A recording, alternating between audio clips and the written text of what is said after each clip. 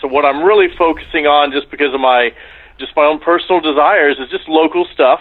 I am in a very good real estate market. Everything we sell, rents for a good positive cash flow, and it's in a great neighborhood. So I happen to be in a good real estate market, which is north of Tampa, about an hour, or northwest of Orlando, about an hour. So I'm in a good market, but I'm not big like I used to be. I don't know how you and I met, but I used to travel the country giving seminars on real estate investment, not selling books and tapes, but selling real estate. And that may be how you and I got your email to begin with. I don't know.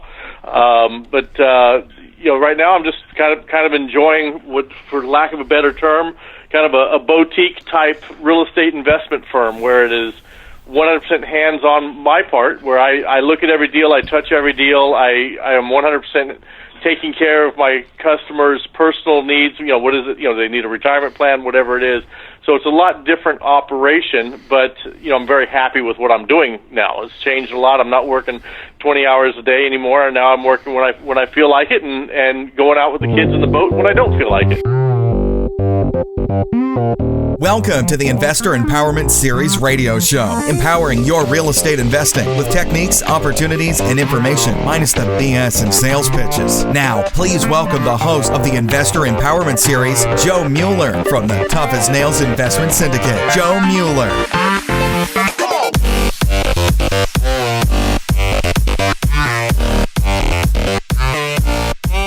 So today's guest is Rick Harper with Harper Realty Inc. He's based in, is it Crystal River? Well, it's actually Citrus County. I live in Inverness. Crystal River is also in Citrus County, but I live in Inverness, which is a little more than an hour north of Tampa, or a little more than an hour northwest of Orlando, but still considered Central Florida. Okay, cool. So why don't we talk about how you got started in real estate and how that led you to where you are today? Good question. I guess, in short, it's all I've ever done. I've really never had a 9-to-5 job or a paycheck. I bought my first piece of property at age 16, and I still own it. No way. I've awesome. been an investor basically all my life. I did get out of college and had a degree in finance, so I was a mortgage broker for a few years, but it was still real estate and still commission only, and not a paycheck. Got my broker's license in California, and as quickly as I could, and started selling investment property. And that's all I've done is sell investment property. Done it a little different, where I take investors from all over the country and put them into the hot markets wherever that might be. I've sold in 15 different states, and Florida being probably the longest running hot market out there, even though it's got its ups and downs and good times and bad times. Florida's where I am right now. It's where I was born, and it's booming, and that's probably where I'm selling most of our properties now. So, okay, cool. Now I'm just really curious. Tell me about that property you bought when you were 16 that you still own. Well, that one was quite simple. That was just a 5-acre lot up in Oregon. That I only bought it because it was cheap, and I could write a check for it at the time and own it, and I wanted to own real estate. From there, I didn't start really buying until I was 18. I bought another one. Then when I was in my 20s, I started buying more aggressively. By the time I was 30, I believe it was, I owned about 60 properties. Wow. And, I've ridden this out through the good times and the bad times. My whole investment strategy has changed substantially since the beginning, where when I first got in, I was, see what I could do, no down payment or very, very low down payment, bought anything, anywhere, no matter how bad a condition or how bad of location. And when the market took a turn and then vacancies started to occur, and in fact there was a vacancy factor of maybe 20%, well, I was that 20% because the properties I owned were all the bottom 20% of what was available out there. So the top 80% stayed rented, and the bottom 80%, me, was vacant. So I suffered through several years of trying to get out of dog properties and reinvest into nice properties, and then I focused pretty much on waterfront. I bought waterfront houses for years and paid cash for pretty much everything for the last 15 years or longer. And, I do dabble in other things as well, but I focus on great properties, great neighborhoods that will attract great tenants. Always been my philosophy is when I write an offer on a piece of property, that's when I determine who I will be renting to at that moment in time. If you go into a rough neighborhood with bad schools, obviously you're going to be renting to people who are happy to live in rough neighborhoods with bad schools and put their kids in unsafe neighborhoods. Well, those aren't the kind of tenants that I typically want. I want the moms and dads that say, hey, I want my kid in the best school. I want them to be able to leave their bike out in the front yard and not have to worry about it getting stolen. I want it to be a nice, clean, safe neighborhood. Well, those are the people I can do business with, and I have done business with, and successfully. And one other thing is, you want to attract people with money. Whatever you invest in today, you want to have something that's like a magnet for people with good jobs and good credit. You will always find that you make more money off rich people than you make off poor people. So anyway, if you can invest in properties that are a magnet for rich people, your odds of success are much greater. Sorry, I'm rambling. No, that's what I want. I mean, that's great information. That's a great point too. That makes a lot of sense. I love it. It's worked for me. It's worked for our customers for 30 years. So tell me a little bit more about you. So you just said that word, the customer. Can you tell me, I know you offer, aside from your own personal investing, which we can continue to discuss, you're offering opportunities for other out-of-state and local investors in Florida. I mean, can we talk a little bit more about how that works through your company?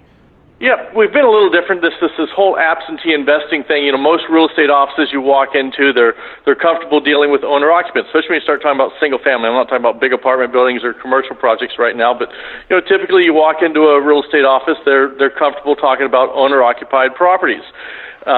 Specializing in investment isn't the norm, and that's pretty much all we've done. And we realize that somebody from out of state, somebody in New York or Illinois or California trying to buy Florida property doesn't know who to use for repairs or who to use for management or who to contact for financing. So, obviously we're not reinventing the wheel every time we sell a property, so we have a network of repair crews. We certainly know who is going to offer the most attractive financing. Property management is in place for every property we sell, and it's a la carte. We do have customers that want to fly down and do their own repairs. They want to winter in Florida, buy a house, winter in Florida, and fix it up, and then at the end of winter, rent it out.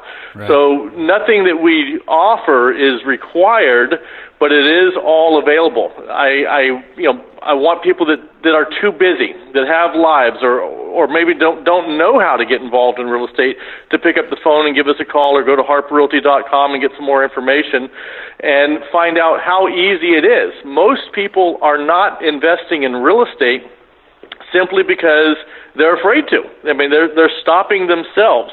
I know they can do it. I've watched people who can't spell real estate invest in real estate. So I know all of your listeners are capable of investing in real estate. I bought like I said, first property at 16. I didn't know anything. I just didn't know I couldn't buy real estate as I was growing up, and continued to buy it. And most people come to me and they think, I need more information. No, you don't. You need to pull the trigger. You need to take some action. And that's what we try and motivate them to do.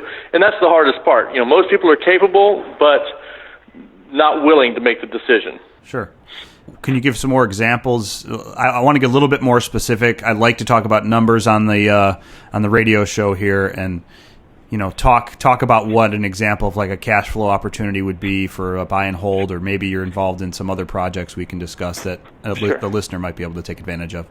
Well, number one, any numbers we say, I don't know how long this radio show will be out there, right. But the numbers will change, I can assure you. Right now, prices are going up very, very rapidly.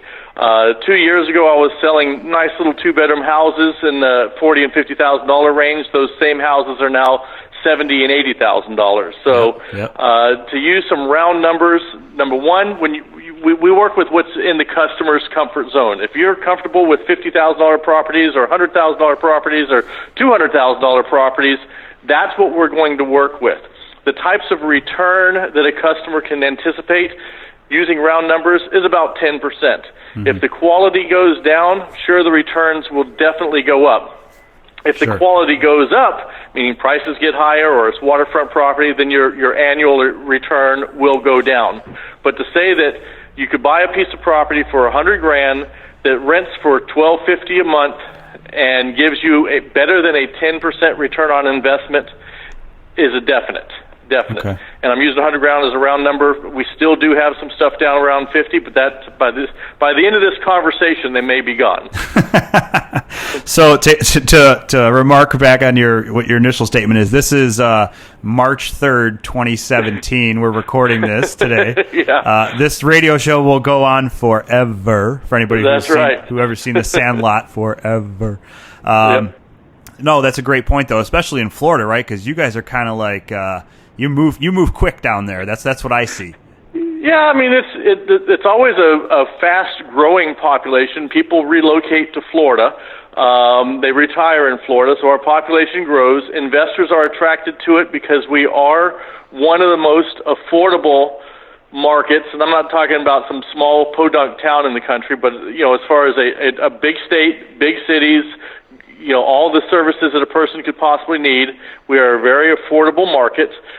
People are comfortable here. A lot of people have come down to visit the mouse, or they've come down here for whatever reason to winter. So there's a whole lot of comfort here that a person may not have going to Oklahoma. A lot of people have never gone to Oklahoma. They don't know anybody in Oklahoma. Their families don't retire in Oklahoma.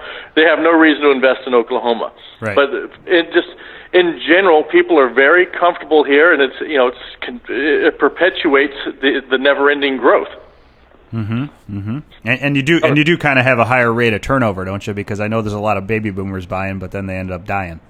I don't mean to be negative, but no, it's okay. People die. I think we all know that, and if you don't, I'm sorry, you're on the wrong call. Yeah. No, I mean, I would say that the county that I live in, Citrus County. If the stats I'm giving you are correct, which I believe they are, we are the oldest county in the country. Age of the population, we're the oldest county in the country. Interesting. For me, it's made it a very good investment climate because they are older, and whether they're passing away or it's just time for them to sell, or they're downsizing, or they've decided to move in, whatever the reason for the transition is, that's where we are finding some pretty doggone good deals, that turnover. I don't know if that's even answering your question, but I don't know that our sales, out of 1,000 units, do we sell more units than some other market? I don't know that, but I do know that there is a steady supply of inventory right now. Absolutely. So there's opportunities down there for investors. Obviously, there is what you're saying. Absolutely. Okay. And what's going to draw someone? I understand that you mentioned people are comfortable, and they go to Florida and they're more familiar with Florida than like in Oklahoma. But do you have vacation rental type opportunities, being within somewhat of a proximity to Disney and all that, or is that not something that's really hitting? That's never been my forte. We're long term. If you ever do the math on a piece of property that is rented short term, number one, you've got tax. A sales tax, they call it, but a vacation rental, there's a tax on it if the lease is less than 6 months. Number two, your property management is significantly more expensive. Right. You have to pay for the yard maintenance and the water and the trash and the electric and all the expenses that a tenant would normally pay is now landlord responsibility. Now you got maid service, and obviously you got the downtime. Mathematically, if the person is looking at return on investment, typically, you get a better return on investment on a long-term tenant, even though your monthly or your weekly rate may be lower, but you get a higher or at least an equal, if not a greater return on investment for a lot of stability. I get a lot of people that call up and say, hey, I want to use it in the wintertime and rent it out the rest of the year. Well, the only time you can rent them out is in the wintertime for the most part. That's when people come to Florida. Right. The population of this county almost doubles in the winter, and in the summertime the houses sit vacant. So yeah, it doesn't. Their plan doesn't work. I try and show them again mathematically is, hey, you can rent a house or in Barcelona, Spain, or a different location every year on the rental income that you're getting off this house if you just rent the thing out and keep it rented. So, most of what I do is not short-term. It is all long-term, but it's available. Certainly, if somebody called up and said, hey, I've got to have a short-term rental, I just got to have one for some reason, sure, we'll help them. We can put them into it. We might even find them a little waterfront house that will rent out in the summertime because there's still a lot of bass fishing and so forth. There is a summertime demand as well if it's waterfront. But if you're just in the middle of the state in some little subdivision, there's not much demand for it. Sure. No, that makes a lot of sense. Can you find me a little waterfront house that I can rent out in the summer and use in the winter? Absolutely. That's awesome. Just give me a call. That's all anybody has to do is call it 352-419-7925 or go to harperrealty.com. You bet. Cool. So let's change gears a little bit. I mean, you've been in the business for 30 plus years, right? That's what you said? Yep. Okay. For the listener who's maybe just getting started, I know you said take action, and that is something that I beat the drum on quite a bit. Can you offer maybe a little bit more on that? Let's expand upon that. What should a new investor be looking for, or who should they be considering working with? What type of systems maybe? I mean, whatever you want to mention on that end. Let me just tell you what the process is. Turn on the lights. To me, most investors, it's like they don't know what's in that room because they've never opened the door and turned on the lights and stuck their head in. So it's a mystery, what's in that room. And the same thing is true with real estate investment. If they've never done it, they don't know. So they're inherently cautious, and they've heard their whole life about the pitfalls of real estate investment.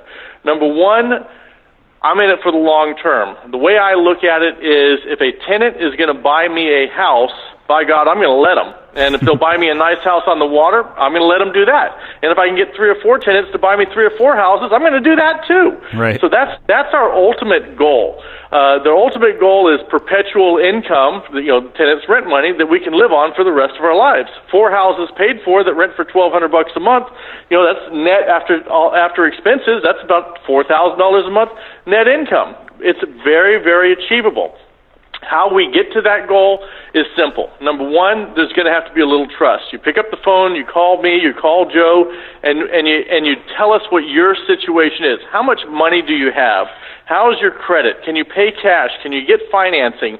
So we talk about the facts of your situation. And to be honest, if you're 40 years old and you're dead broke and you've got lousy credit, not a whole lot we can do for you. I mean, we might be able to help in some cases, but you're certainly don't have the same tools that a guy or a gal who's 40 years old with lots of cash and good credit. So the first thing we would do is do what we can to help you accumulate some cash and show you how to save and show you how to improve your credit to get you on track where you have some tools to invest.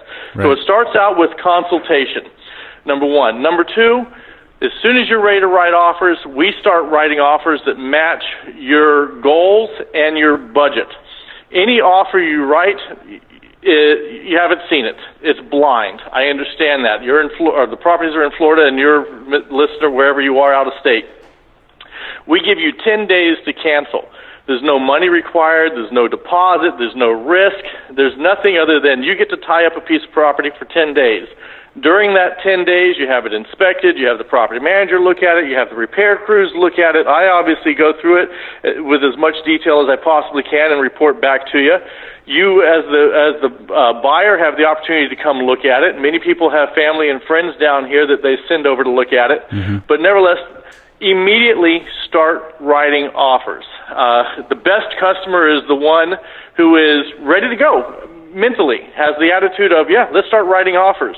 The reality of it is, when a good deal comes across my desk, and here it is, it's in my hand, I'm going to pick up the phone and call the guy that I know is going to write the offer. Right. Because that good deal is going to be sold. The last thing a customer wants to have is a bad attitude, to be difficult.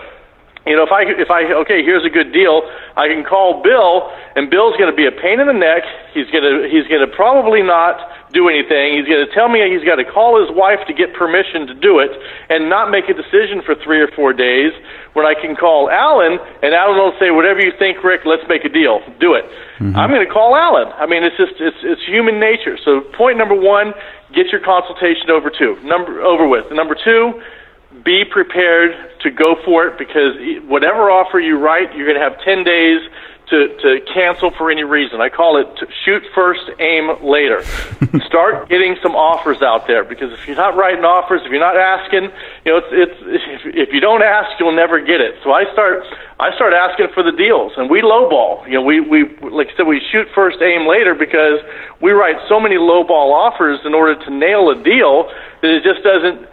There's not enough hours in the day to do all the research required on every single property that might be available to us or might look interesting. I'd rather spend my time or you spend your time as the buyer looking at the properties that, yes, you have a seller who's willing to sell to you at a price that makes sense from an income standpoint or from a value standpoint. Then we do the research once we get one tied up. So step one, call. Get through the consultation. Step two, get a good attitude and start writing offers. Step three, look at the information that's being provided for you. Know what you're looking for. I mean, is there going to be a better deal out there? Often there will be, maybe, I don't know, but we always try and find whatever is the best deal at that moment in time. And when that deal comes and it fits your cash flow goals or your discount goals or whatever your goals might be, you buy it. And if another one comes along later that is as good or better, you buy that one too. But if it fits whatever your goals are, so set your goals and buy whatever it is that works, and don't question it. Many customers are always thinking there's a better deal out there, something better. Whether there is or there isn't, if this one's good enough or what you describe that you're looking for, right, take action, do it. Right. No. A lot of great points you just brought up, and I actually think that's a solid plan in any situation. You know, that the same model, we'll call it, could be used with any investment strategy for anyone who wants to get involved in real estate investing. And you did mention something that it kept ringing through my head as you were talking, which was the word trust. If you want to make money in this business and you're going to engage these, we'll call it, you know, like you and I essentially being brokers, you know, we're partners to some degree. Well, we're tools. We're the tool in your tool belt. That's what we are. We're here to work for you. I accept the fact that I am your servant, here to serve and provide what you are looking for. And when I do it, by God, you better consume it. Right. You know, if you're looking for a heck of a deal in a good market, and I find you one, let's do it. That, you know, we're not pretending real estate. We're doing it.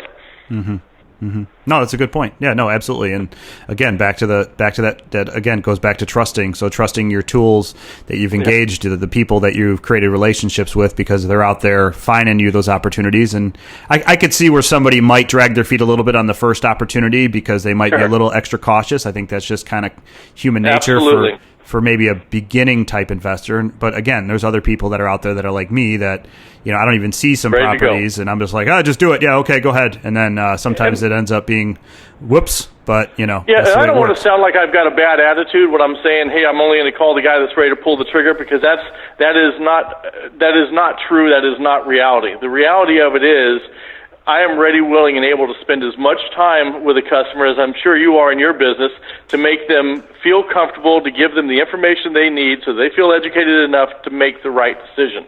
And, you know, I push a little bit because quite frankly, some people are never going to do it, and that's all there is to it. And I've got to be able to separate them one way or another.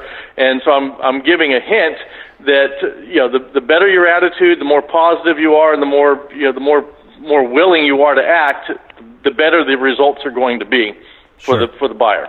Sure. So through all your years of experience, what would you say one of the best learning points you established or you've experienced has been? You know, maybe that the listeners can get a takeaway from. I mean, maybe like a what not to do type thing. Well, not really answering your question, but the best way to learn this business is by doing it. You know, it's like reading a book on swimming. You can read all you want, but once you jump in the pool, that's a whole other sensation. That's a whole other thing from reading that book sitting on the side.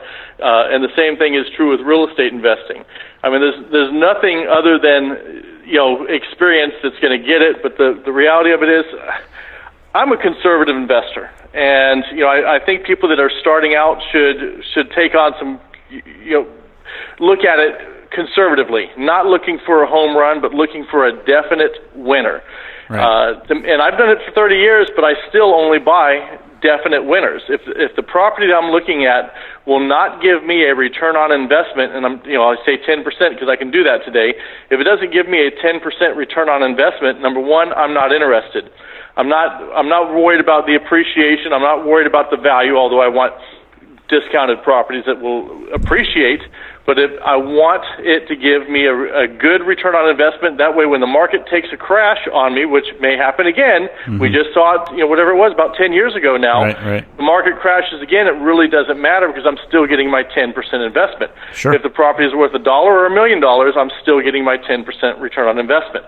So I don't remember what your question is, other than I think people should start out by looking at it safely, accepting what it is. It's going to give you this return, and everything that comes after that, whether it be tax write-offs or principal reduction or appreciation, whatever it might be, buying it at a discount, those are all additional things that we can't count on as much as these houses will rent. Without exaggerating, I can get 15 to 40 calls a day on rentals. Everything rents. There is no shortage of demand. And we've been talking about residential a lot. We also do commercial. We also do some apartment buildings as well. But the single-family resident is by far the easiest to rent, the easiest to finance, and the easiest to resell. And for new investors, I think they should look at single-family first. Sure. No, it's a great starting point. And then, the someday plan can be an apartment building or a strip mall or whatever. But yeah, get your feet wet first before you jump in head first. You bet. So you mentioned earlier about the availability of the additional resources for what you offer. So you've got a team or teams of contractors, maintenance guys, property manager. You're the property manager, I assume? It depends on where the property is located. I love working with people close to my home where I can be 100% hands-on, where I can look at the repair process. I can do all the property management. Yes, I absolutely love that. But the answer is whatever we sell to an absentee investor, we will have the repair crews that are needed and the property management that is needed, really everything that is needed for it to be a turnkey investment. If they're buying close to me, I prefer it because it'll be me and the customer, and that's it. There won't be a third party involved. Not to say that we're not hiring a contractor, but I'm overseeing the whole thing. Sure. Yeah, that makes a lot of sense. Can you just real quick for the listeners, can you describe exactly what the definition of an absentee investor is, in case somebody doesn't know what that means? You bet. Absentee investor is somebody who lives somewhere other than the property. And I guess an absentee investor could be somebody in Florida buying Florida property who doesn't live, right next to it.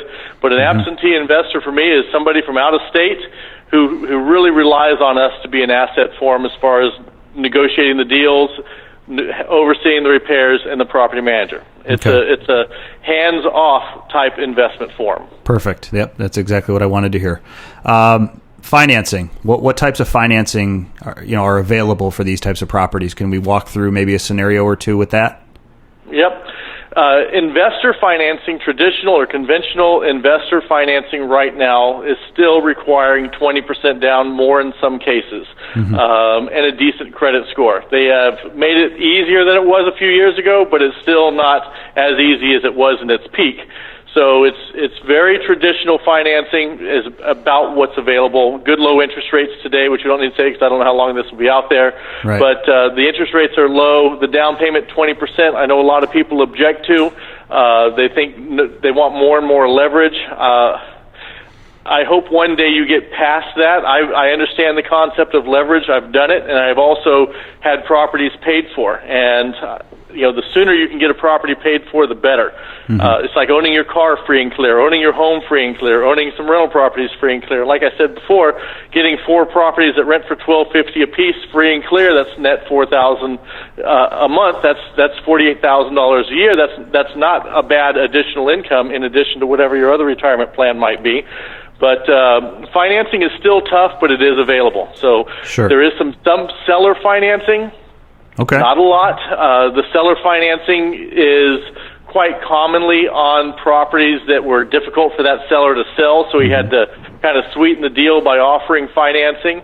Maybe it was the price too high or the location or condition or something like that. And when you do get bank financing, they do want it to be in better condition, $2,000 or $3,000 in repairs, maybe, cosmetic stuff, but certainly not roofs or, air conditioning missing or anything like that. Okay. Just to play devil's advocate for a second on the seller financing end. Do you see, because you mentioned earlier you had some experience with it. Is that correct? Oh yeah. Okay, so absolutely. I mean, as an intelligent investor, is let's say somebody who's got a large portfolio and offers properties on seller finance because they're looking for like that, that delay in capital gains tax payment. I mean, do you see any advantages that there could be somebody who actually is educated enough that would want to sell property on seller finance that, might be a benefit to the buyer? Or is it always going to be tied to maybe like a conditional issue with the property or something the seller has a problem with? I'm just curious. No, there's no. You're absolutely playing devil's advocate. There's no 100%. I'm generalizing. I'll say it this way: out of 100 sales, that you're lucky if there's one of them that has seller financing. So bearing that in mind, I couldn't look at the other 99. That's not an attractive way of doing business for me. I want to have 100 properties available to me out of the 100 that are for sale. So I want to have more to choose from, not less to choose from. Mm-hmm. Yes, I'm sure there are sellers out there that want to carry paper. They do want the income stream. They're out there, absolutely. They're transitioning from real estate ownership to being a lender instead, mm-hmm. but that's just not the norm. That's just, Sure. Most people, the reason they're selling is for the money. Customers always call me up, well, why is he selling? Why is he selling? And I always say, you think it could be the money?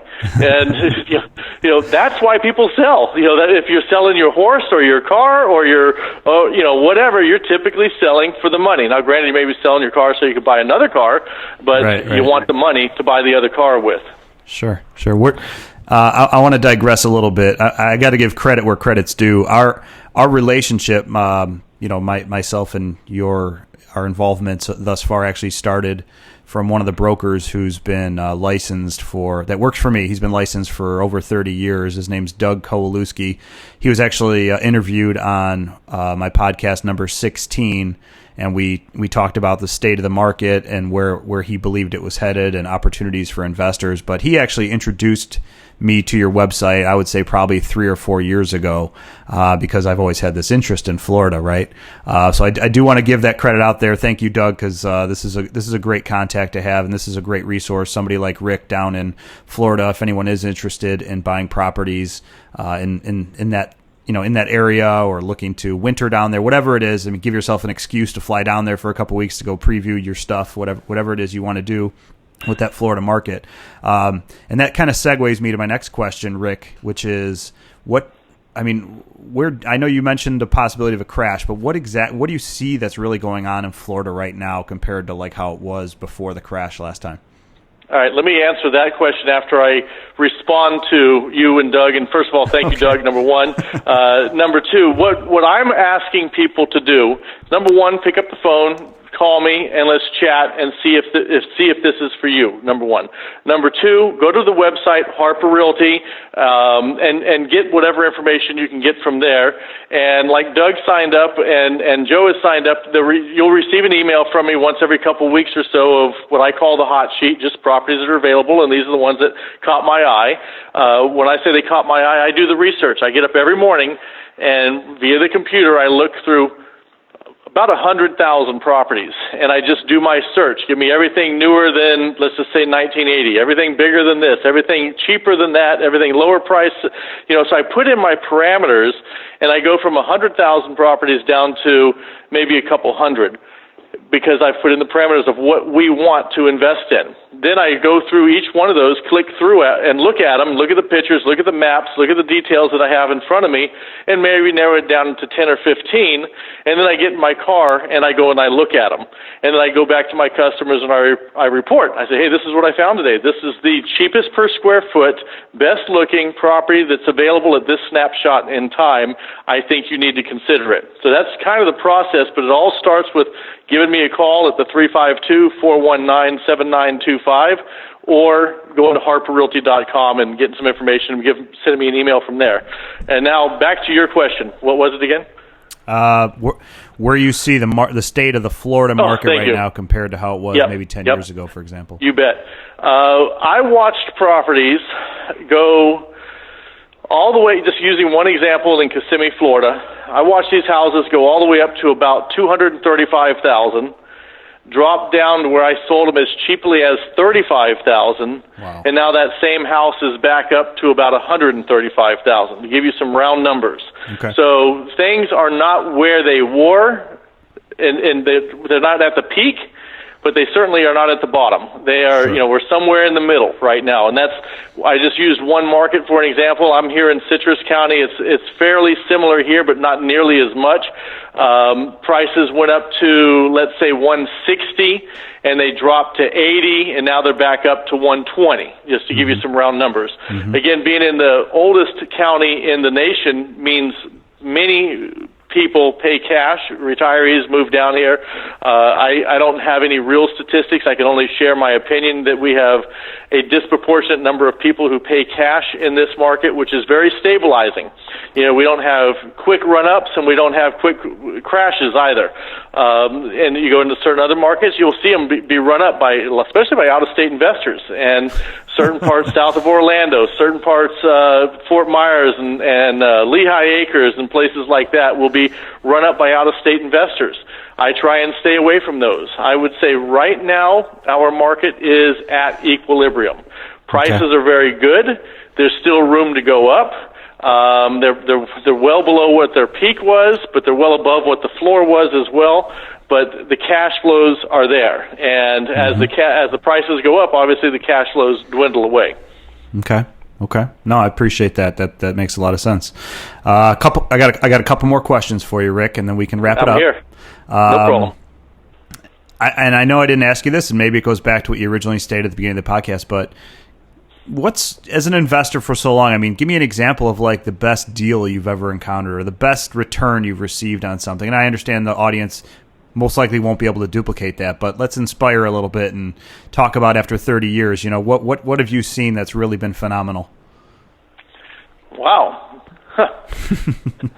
Sorry to throw you off guard. If you need a minute, that's fine. I've never really pulled out a pen and paper and done the math as to which properties have appreciated the most or which property gives me the greatest cash flow, because they all have different advantages. Maybe I bought it below market value, or maybe it's waterfront, or right.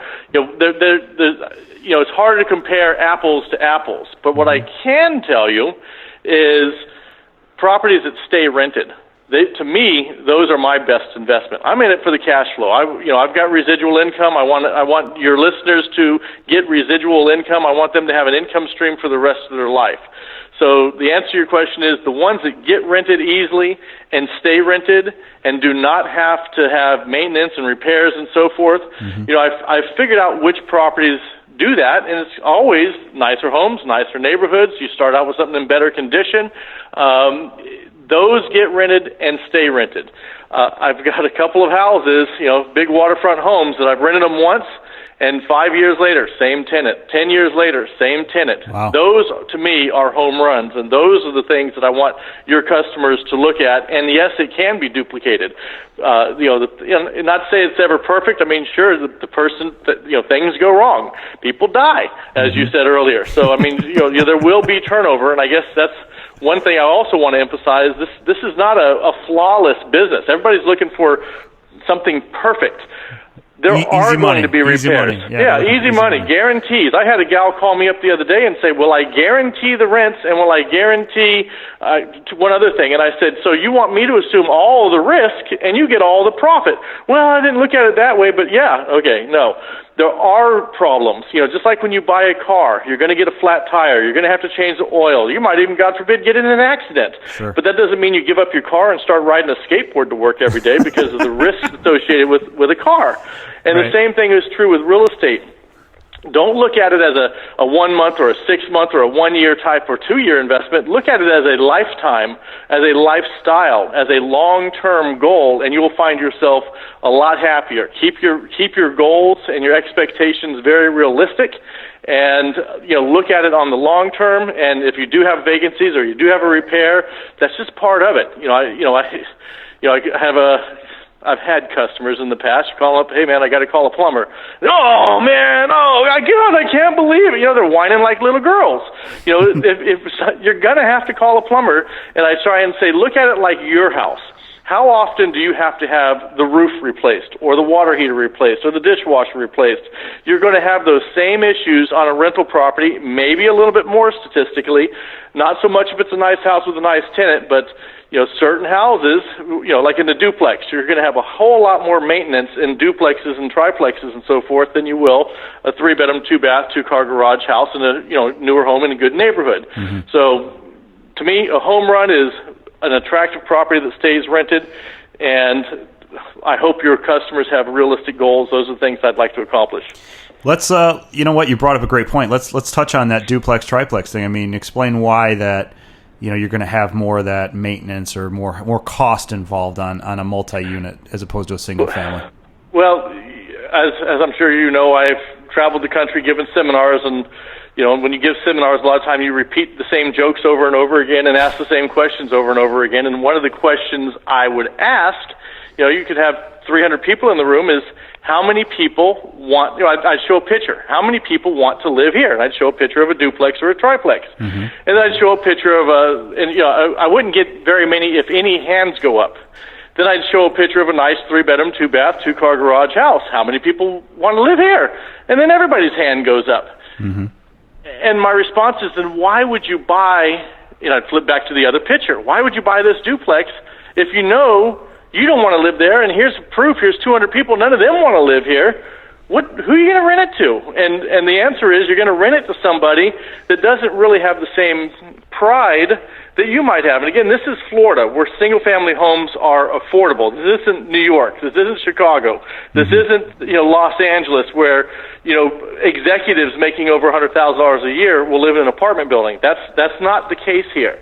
If you're making $100,000 a year, you're in a 2,500 square foot house on the lake with a boat dock and a brand new Donzi behind your house. So it's a different scenario. The people that are in the lower priced housing are in there because they can't afford to do anything else. Mm-hmm. And so the wear and tear is higher. It just is. That's all there is to it. This is Florida.